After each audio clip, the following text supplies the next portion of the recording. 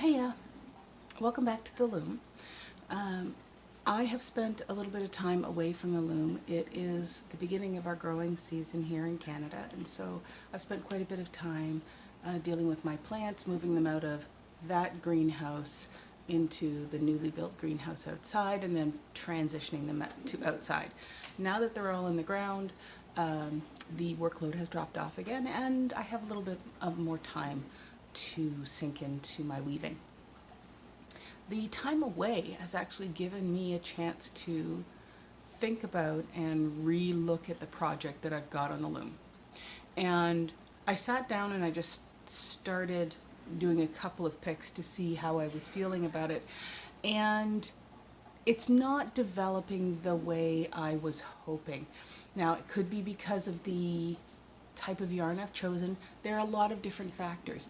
But what I'm seeing is really pretty, just not what I was initially looking for. Let me turn the camera around and point it at the work, and we'll take a look at that and see what it is. Okay, so here we have, when I left off, those ones hadn't been done, and I hadn't done these two up here. So really, it's from here to here that had developed. Putting in the last couple of picks really did show you've got this really neat effect happening because of the different types of yarns. We've got the fluffy yarn, and then the less. We've got this textural thing happening. You can really see it as I pan down. I'm hoping you can really see it. So you've got this really neat textural thing happening, which I do like, and I expect I'm going to revisit in a different way. But what I'm not seeing is that houndstooth pattern that we've been aiming for. So, I mean, this is really neat visually, but it is not what I set out to do.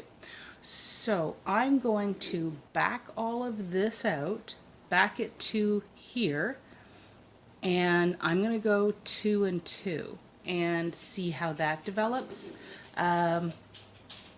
This is the risk when you start a new project with something that you haven't done before, and you're just coming up with the pattern as you go. Well, it's not my pattern, but working with it and choosing to make different choices than other people. So I'm going to pull all this out. It's going to take me a little bit of time. Pull all this out. And I'm going to come back when I've thrown a few picks and we can start seeing the development.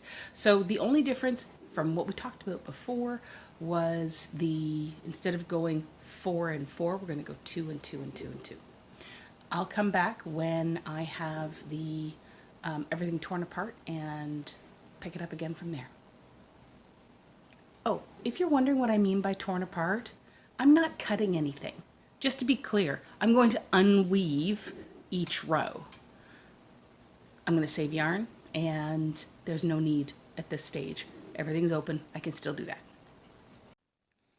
Okay, so that took me about 45 minutes, I'd say, to unweave right down to here, and then bring it back up again, weave it back in again. And you'll see my edges over here are much more neat because you're not dragging it across 4, you're only dragging it across 2. And so they're not going to catch on things. This is actually just because I've got my shuttles sitting behind the heddle, just so that they're out of the way. But this is going to give us more of the effect we're looking for. I do have a little bit of a tension thing going on here. That's strange.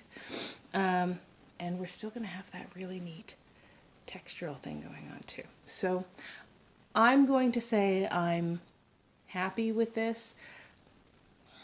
I hope you could hear the air quotes there. Because I'm not seeing that circular kind of patterning happening yet, I'm not 100% happy, but I am happy with it overall. So it feels really nice, by the way. So I'm going to carry on. So I'm just going to continue on doing 2 and 2, and we'll pick back up again after I've done some more, because at this point you can see I've done only a couple of inches, right? And so if you've been sort of following along, then just continue doing this 2 and 2 and keep going.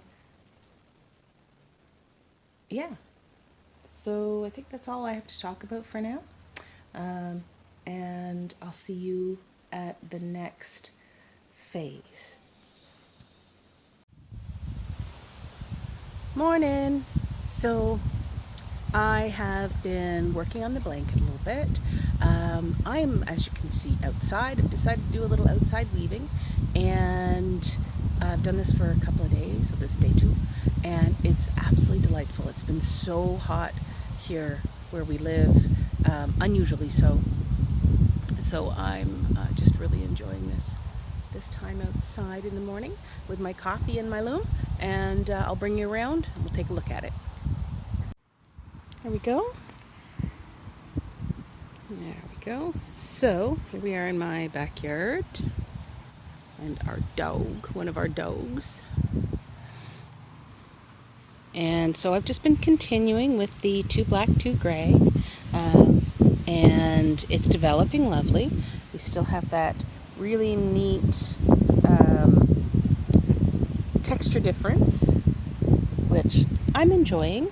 It's not showing up as much of the patterning that I would have liked, but we'll see what it looks like when it comes off the loom. I'm forever hopeful. And I am out here by the quail cage. Let me see. Can you see them? There they are. There's my daughter's quails.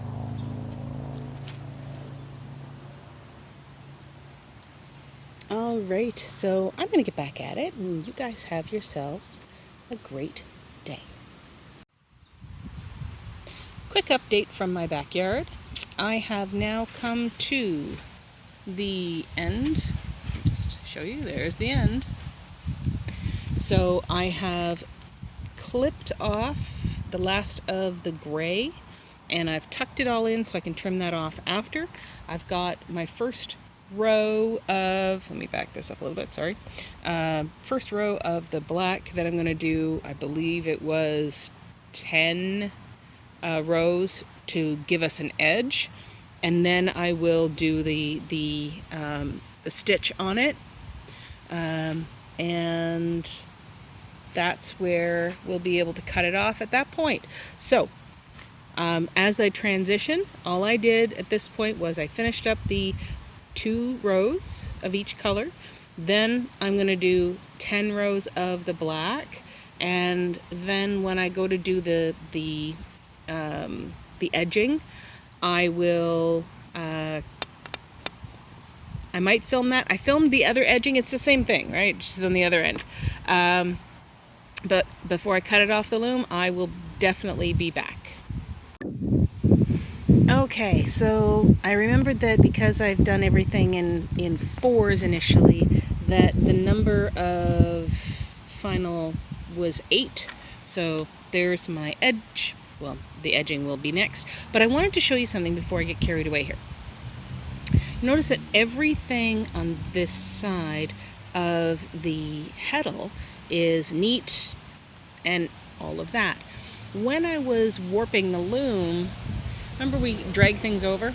So the back of the heddle, because this is not going to be going through, this is all waste. This is all waste. So it doesn't matter because it did actually come through nice and neatly. So dragging them over a short distance, and I do say short distance, I would not recommend going long distances, but short distances can actually work. And then you have a continual piece of warp thread or warp yarn instead of constantly cutting and tying and cutting and tying and cutting and increasing your time and frustration when warping. So that's my thought on that one. Yeah. I'm going to do all the things I mentioned before, and we'll be back after.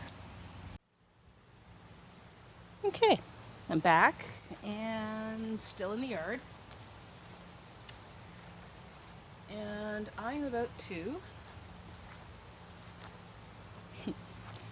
cut it off the loom. Let's do this.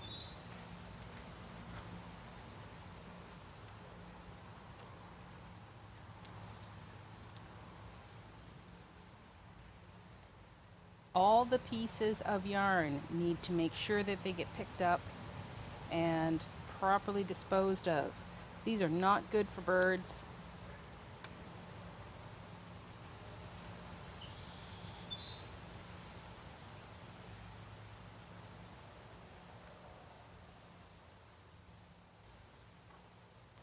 I'm gonna put these for myself.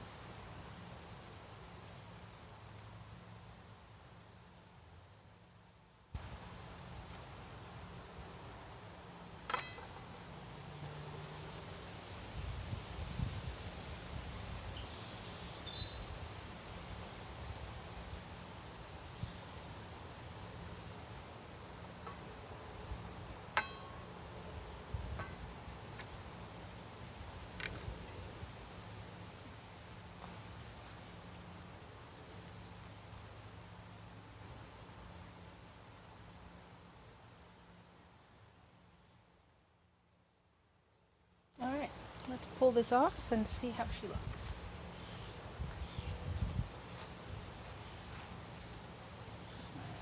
Bits in my bag here.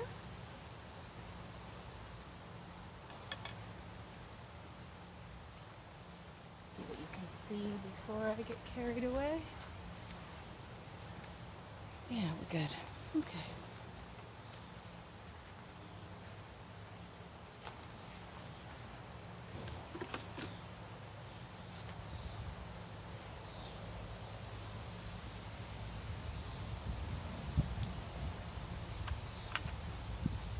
Break off.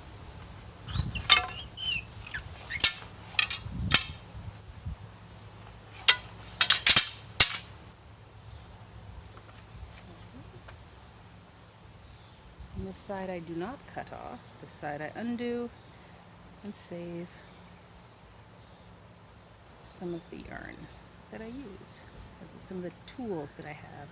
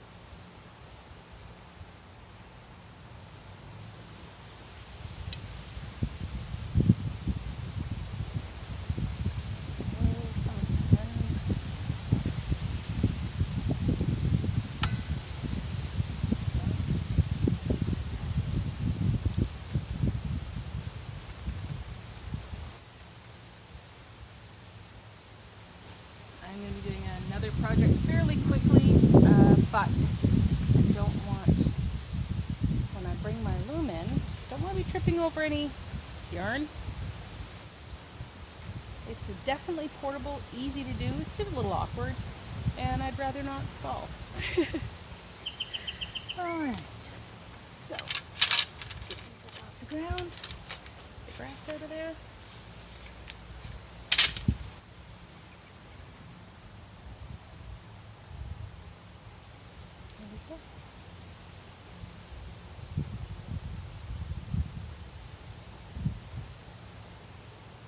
Now that it's off tension, I can see the pattern a little bit better. There we go.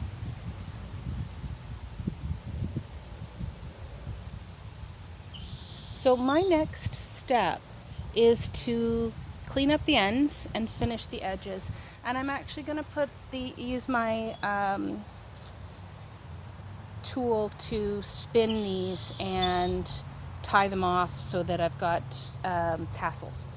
So I'll actually come back when I have that, and I think that'll be the final step. I think I'm going to close this video off so I can actually get something up, and the last video will be edging. All right, well, I hope everybody had an awesome day and enjoyed the birds singing. I hope you could hear them, and we'll see you again soon. Stay hydrated. Talk to you soon. Bye.